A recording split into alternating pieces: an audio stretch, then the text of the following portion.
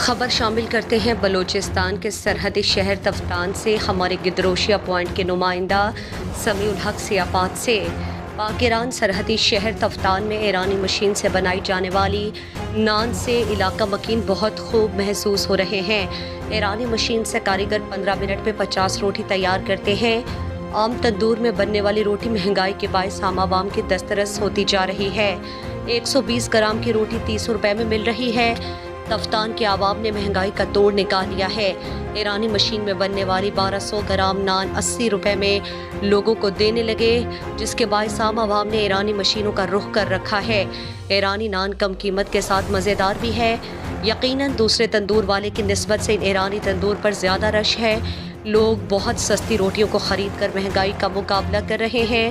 تفتان کے عوام کا کہنا ہے کہ علاقے کے زیادہ تر لوگ ایرانی مشینوں میں بننے والی سستی اور مزیدار روٹی کو کھانے کو ترجیح دیتے ہیں۔ انہوں نے گدروشیا پوائنٹ سے گفتگو کرتے ہوئے کہا، جی یہ داخ میں نے لایا ایران سے اور اس پر روٹی زیادہ سستا ملے گا، مخلوق لیتا ہے آپ نے لے